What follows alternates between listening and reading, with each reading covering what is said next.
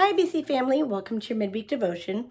So, the last time I was here, I talked about perspective and changes that happen in life. And we talked about how you can be obeying God, being led by the Spirit, doing what you're supposed to do, and yet you're still going to have opposition, right?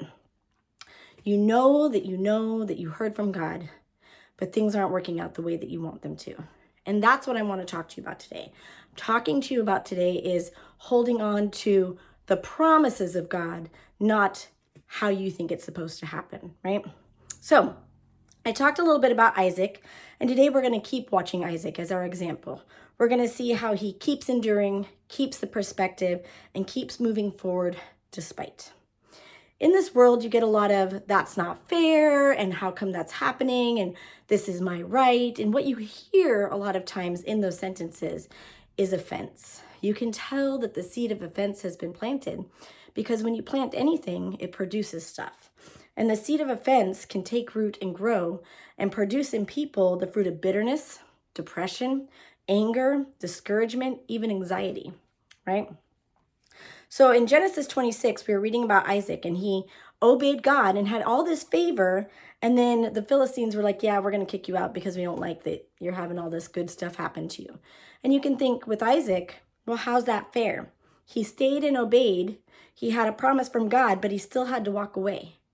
And sometimes you may think, well, he just walked away from God's promise. But remember, that perspective changed. The Lord is my shepherd. I have all that I need. I seek him first.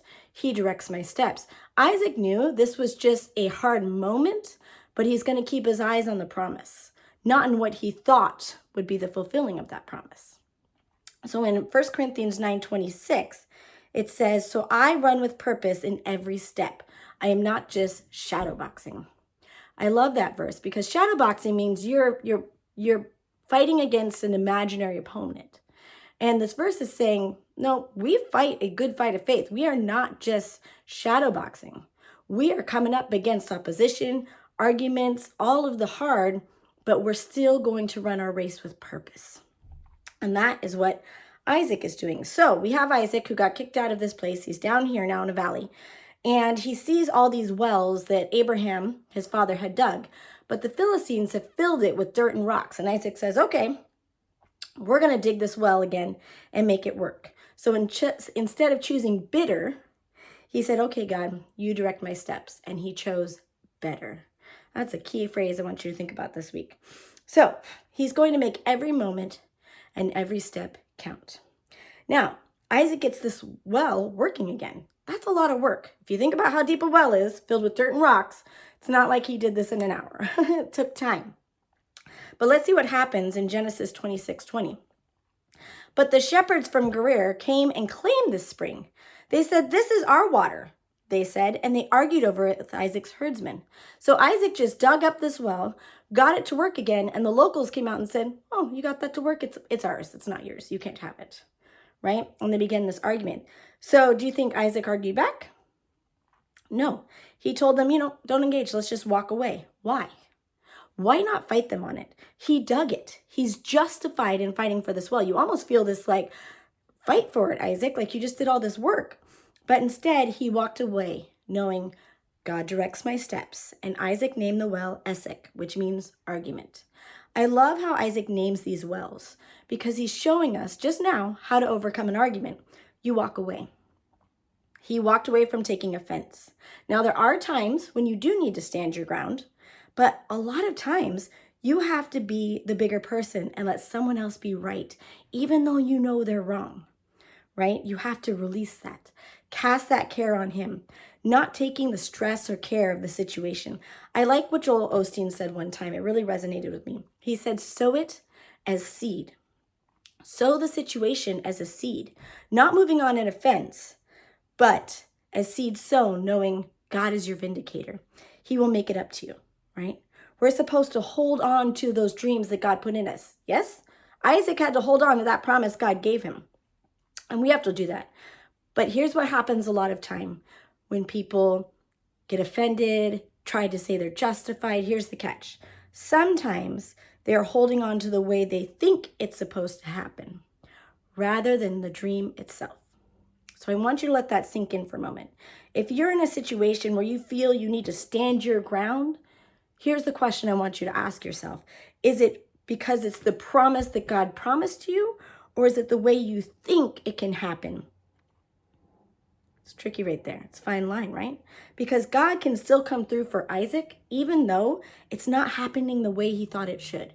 Even though it didn't look like plan A or plan B, and he's on to plan C, he's not arguing and fighting and holding on to all this strife and offense, because that's just a way. God still has a way, no matter how many people stand in Isaac's path, right? He took the high road. He didn't want to live in strife. He said, God, you're setting a table before me in the presence of my enemies. That's what he's keeping in his forefront. Now let's see how Isaac moves on. So in verse 21, Isaac's men then dug another well. So think about how long that one takes. But again, there was a dispute over it. So Isaac named it Sitnah, which means hostility or opposition. I love it. So plan A was, you live here, and even though there's a famine, you're going to be prosperous. And he was. But then other people came in and said, out you go. That did not derail God's plans. So Isaac kept the faith, did a well, someone took it from him.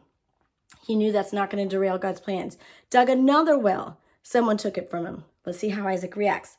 But again, Isaac didn't fight back. He didn't say, hey, it's not fair. This is my right. I mean, he could have been stubborn. It was his father's wells. It's his right.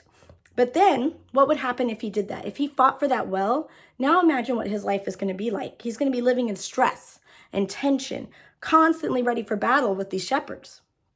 But he chose peace. He said, God, you aren't closing these doors. People are. And I'm okay walking away. See, Isaac knew he wasn't walking away from his source. Those wells were not his source. Now you might be thinking, well, he needs the wells to survive, to have crops. It was a bad economy.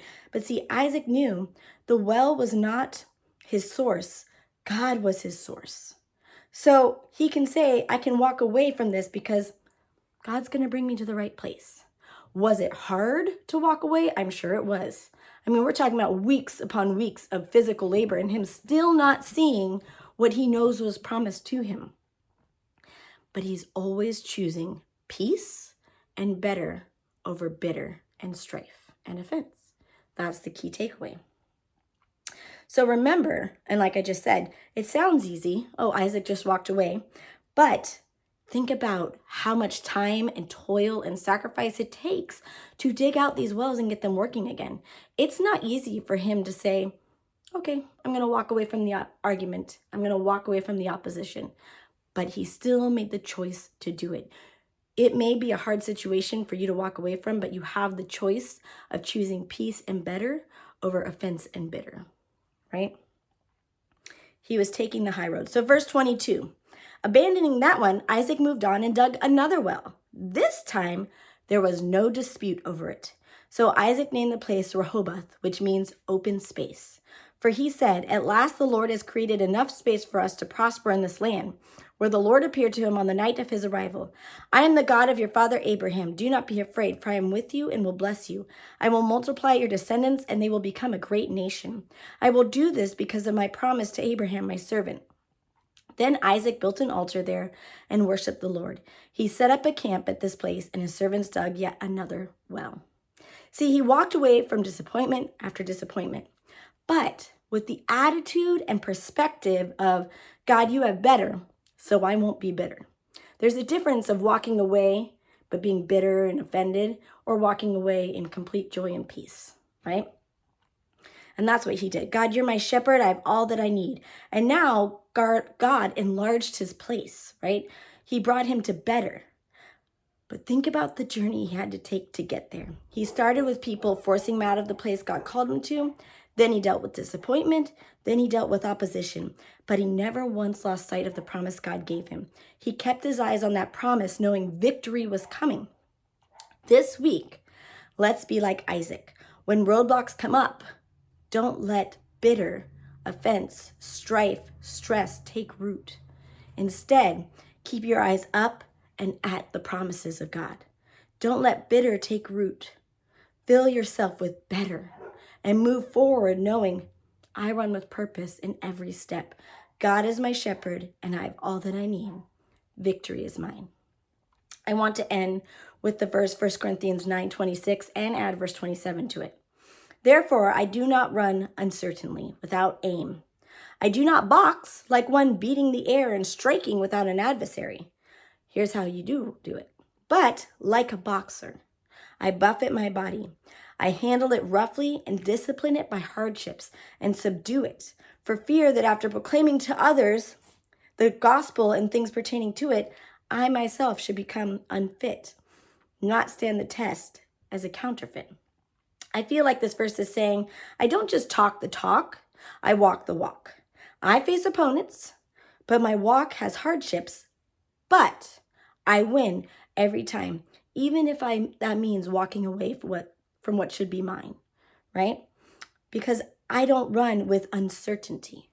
I'm walking into the promises of God despite what this world tries to do to stop my harvest, right? That's what Isaac did.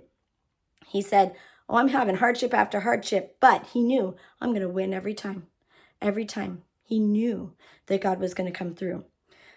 So this week, you got to tell yourself, I'm going to keep digging those wells. Isaac never stopped digging the next well. One got taken, he kept going. You got to keep going with that vision of the promise, right? I will keep moving forward in peace and joy, leaving behind bitter and strife. And God will bring you into this open place. He will enlarge your territory because He is your source. Have a great week. Bye.